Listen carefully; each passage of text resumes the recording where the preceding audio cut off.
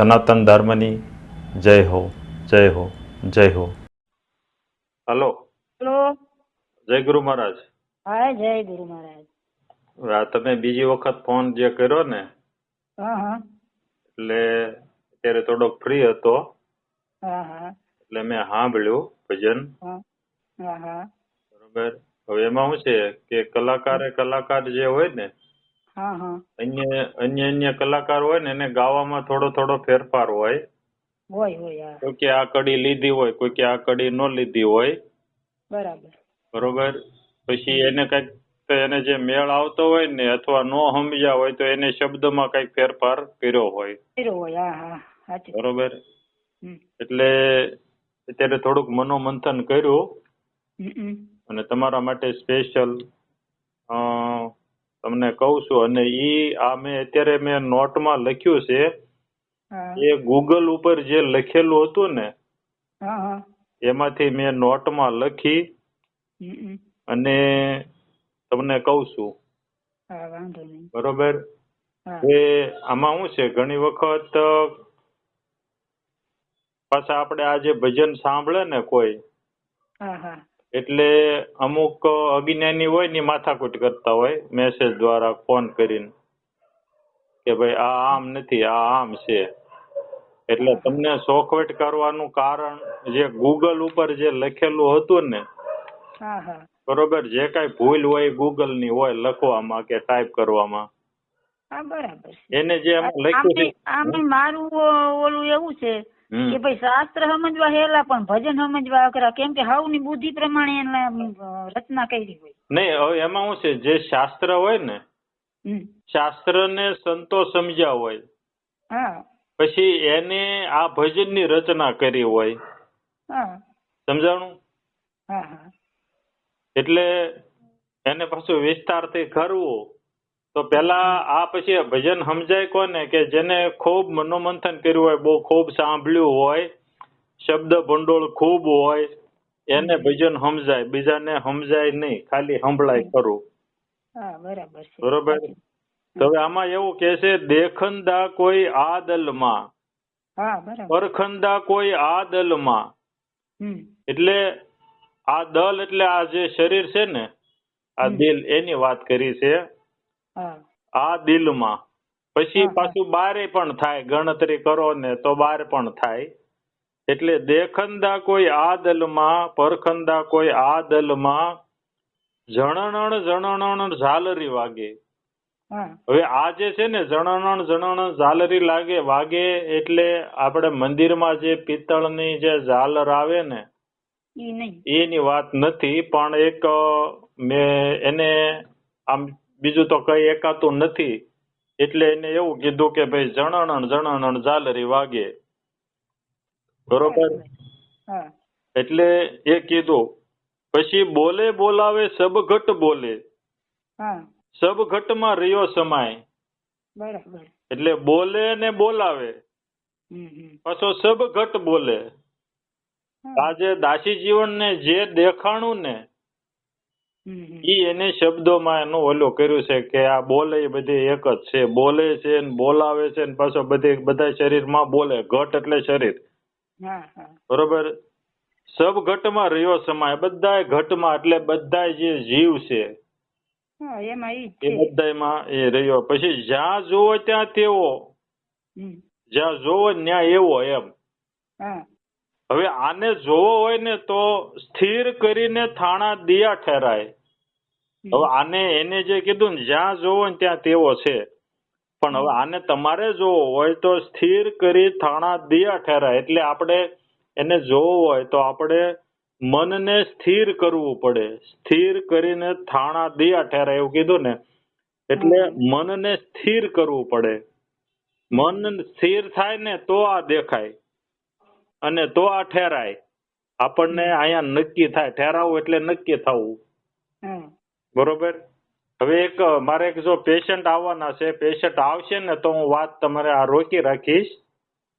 એટલે એ આવશે પછી, હા એ આવશે પછી કરીશ. હવે અહીંયા એને જે કીધું ને સ્થિર કરીને થાણા દિયા ઠેરાય.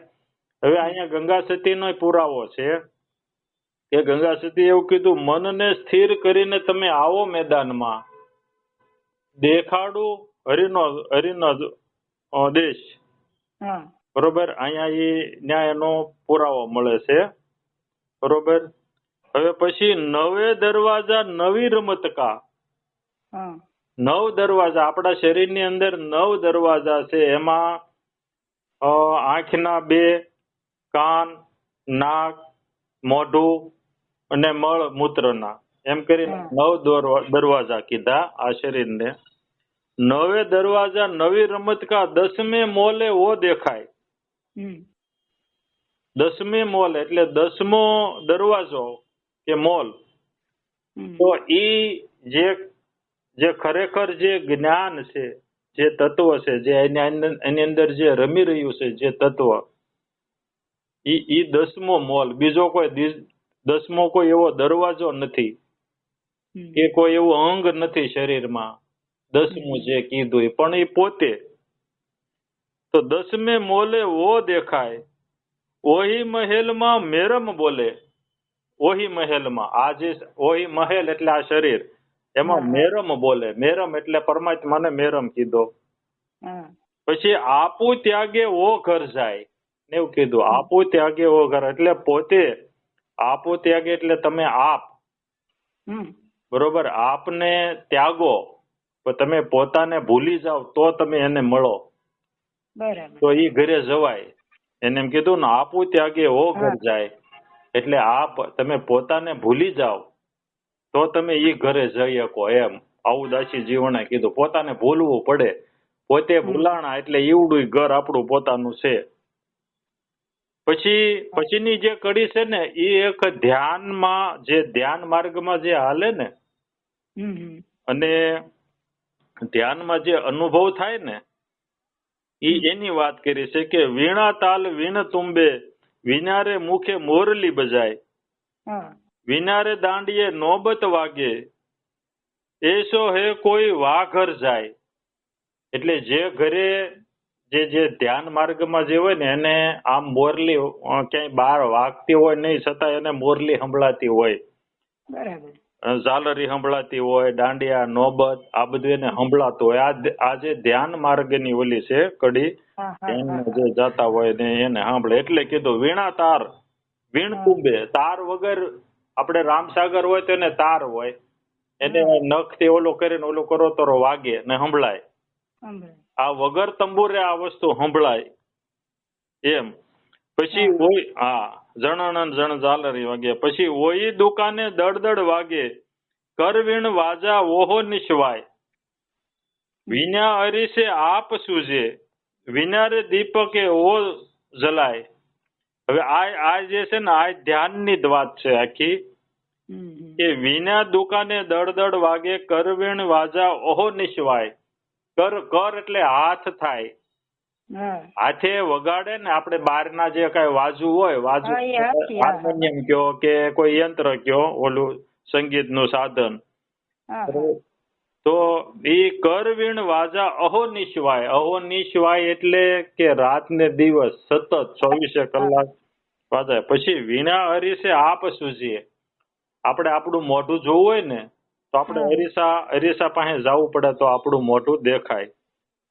પણ આ વસ્તુ એવી છે કે વિના અરીસે આપ સૂજીએ, એટલે આમાં અરીસાની જરૂર નથી. આને જે જોવો હોય ને, જે દાસી જીવન કે આને જે જોવો હોય ને, એ આ વગર અરીસા એ દેખાય. પછી વિના દીપકે જ્યોત જલાય. આ જે કડી છે ને, એ ધ્યાનની ડોલી છે. વિના જ્યોતિએ, વિના દીપકે, દીવો કર્યા વગર આંખ બંધ કરે કે આંખ ખુલ્લી રાખે તો એને એ જ્યોત દેખાય. અને આ ધ્યાનની વાત છે. પછીની કડી જાપ અજંપા વો ઘર નાહી, સૂરજ ચંદા પહોંચ નાહી.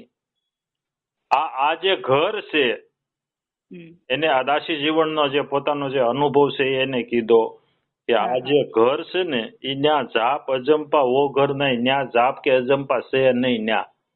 ન્યા કરવાના આવતાય નથી. ન્યા પહોંચી ગયા પછી ન્યા છે નહીં. પછી સૂરજ નથી, ચાંદોય ત્યાં નથી. બરોબર, એની પોગી એકે એમાં નથી એવું એ ઘર છે. પછી સૂક્ષ્મ એ ઘરે જવાય કેમ? દાસી જીવન કે સૂક્ષ્મ ટેકથી 100 ઘર જાય. આપને દિયે ઓળખાય. હવે સૂક્ષ્મ ટેકથી 100 ઘર જાય એટલે સૂક્ષ્મ આપણું જે મન છે ને, આપણે આગળ જે વાત કરી ને હમણાં સ્થિર કરીને થાણા દિયા ઠેરાય, એમ અહીંયા છે ને સૂક્ષ્મ થવાની વાત. આપણે સૂક્ષ્મણા કે છે ને, સૂક્ષ્મણા નાડી કરવી, એમ સૂક્ષ્મણા કરવી, એમ સૂક્ષ્મ ટેકથી 100 ઘર જાય. એટલે મનને સૂક્ષ્મ કરવું પડે, સૂક્ષ્મણા કરવી પડે, એની ટેક લેવી પડે. એટલે એનો નિયમિત એ કરવું પડે. ટેક એટલે નિયમ. આપણે કહીએ મેં ટેક લીધી છે, હું ચા નહીં પીવું. હા, એમ એવી જે ટેક લઈને એમાં આ સૂક્ષ્મણા કરવાની ટેક લેવી પડે. એ ટેક કરો, ટેક લ્યો તો એ ઘરે જવાય. આવું દાસી જીવન કે છે. આપને આપ દિયે ઓળખાય. પછી આજે આ ઓળખવા જે નીકળ્યો છે ને, પછી ઓળખો તમે. હા, પછી ઈ તમને ઓળખાવે. જે ગોતવા નીકળ્યો છે ને, ઈ દેને તમને ઈ ઓલો કરાવે એમ. આપને દિયે ઓળખાય. બરોબર. પછી નામાચરણમાં છે અખર અજીતા અરજ સુણજો. અરજ સુણજો એક અવાજ. દાસી જીવન સત ભીમના ચરણે મજરો માનો મારો ગરીબ નવાજ. આ પછી એમના જે ગુરુ છે ને, ભીમ સાહેબ ને અરજ કરી. એટલે આમાં એવું કીધું અખર અજીતા અરજ સુણજો. અરજ સુણજો એક જ અવાજે મારી અરજ સુણજો. દાસી જીવન સત ભીમના ચરણે મજરો માનો. આને આ જે ભજન છે ને એને મજરો કીધો. મજરો માનો ગરીબ નવાજ. બરોબર. આજે ગુરુ કૃપાથી જે કાંઈ અત્યારે હુઈ ગયું તાત્કાલિક, બરોબર, સાંભળ્યું ને તમને કીધું ને હાચું ખોટું મારો રામ જાણે. ના બરાબર છે. ઈ તો આ તમે કીધું ઈ તો આ બધું સમજાય એવી વાત છે. હા, સાચું છે. કેમ કે આ બધું આખી યોગ અને ધ્યાન વિશે જ ભજન આખું છે ને. આમ તો જણન ઝાલર વાગે કી ઈ અવસ્થાએ જયારે પહોંચે ત્યાં જણન ઝાલર વાગે ને ત્યારે સમજાય કે આ ઝાલર બહારની નથી, આ અંદરની છે. ભલે. એટલે આમાં શું છે, આમાં ઘણી વખત અમે જે અમને જે હુજ્યું હોય ને, બરોબર, એ પ્રમાણે મૂક્યું હોય. પછી જે બીજા હોય ને તો એને બીજું હુજ્યું હોય તો એ એમ કે ભાઈ એ નથી, એ ખોટું છે. ખોટો વાદ વિવાદ કરવાનો ન હોય આમાં. વાદ વિવાદ જો જે જ્ઞાની હોય ને એ વાદ વિવાદ ક્યારેય ન કરે. વાદ વિવાદ કરે એટલે સમજવાનું અજ્ઞાની છે. બરોબર. બધું જેને જે સમજાય એ વસ્તુ આ કઈ બધા એકહરખી સમજાય નહીં. બધાના તો અલગ અલગ મત વિચાર હોય, અલગ અલગ સ્થિતિએ પહોંચ્યા હોય. જે સ્થિતિએ તમે પહોંચ્યા એ સ્થિતિએ બીજું કોઈ ન પહોંચ્યું હોય જેને ન સમજાય. સાચું છે. તમારી વાત સાચી છે. પણ આમાં વિરોધ ન કરાય ટૂંકમાં. પણ હવે આને જગત કહેવાય. નકર તો જગત. હા, એને જગત કહેવાય. એ વાત જગત જ ન કહેવાય ને. સાચી. બરાબર. સારું. જય ગુરુ મહારાજ.